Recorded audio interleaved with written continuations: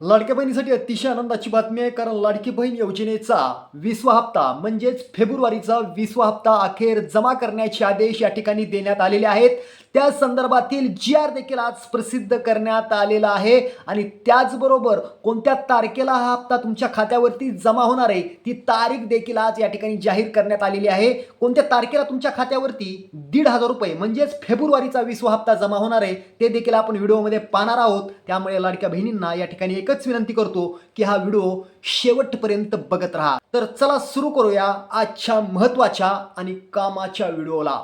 लाडक्या बहिणींना एकच प्रश्न होता की जानेवारीचा आणि फेब्रुवारीचा हप्ता एकत्र दिला जाणार, पण तसं काही झालं नाही। फक्त जानेवारीचाच 19वा हप्ता लाडक्या बहिणीच्या खात्यावरती जमा करण्यात आला, मात्र फेब्रुवारीचा हप्ता जमा झालेला नाहीये। मात्र आज अखेर मुख्यमंत्री देवेंद्र फडणवीस यांच्या अध्यक्षतेखाली झालेल्या बैठकीमध्ये या ठिकाणी लाडक्या बहिणीच्या 20व्या हप्त्याला मंजुरी दिली असून त्यासाठी विशेष निधी देखील या ठिकाणी जाहीर करण्यात आलेला आहे। म्हणजेच लाडक्या बहिणीच्या खात्यावरती थेट आता फेब्रुवारीचा हप्ता जमा होणार आहे। तर लाडक्या बहिणींनो, तुमचा वेळ न घालवता लाडकी बहीण योजनेचा 20वा हप्ता म्हणजेच फेब्रुवारीचा 20वा हप्ता कधी जमा होणार आहे ती तारीख आपण या ठिकाणी डायरेक्ट पाहूया।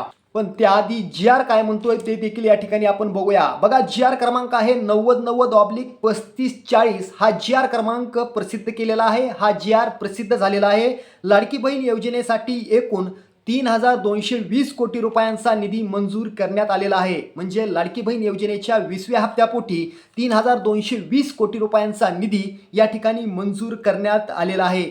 तर हा हप्ता तुम्हाला कधी मिळणार आहे ते देखील पाहूया। हिंगोलीमध्ये महिला शक्ती नारी हा कार्यक्रम होणार आहे। या कार्यक्रमातून उपमुख्यमंत्री सुनेत्रा पवार यांच्या हस्ते लाडकी बहीण योजनेचं वितरण होणार आहे। म्हणजेच येणाऱ्या 2 मार्च 2026 या दिवशी तुमच्या खात्यावरती फेब्रुवारीचा 20वा हप्ता थेट जमा केला जाणार आहे।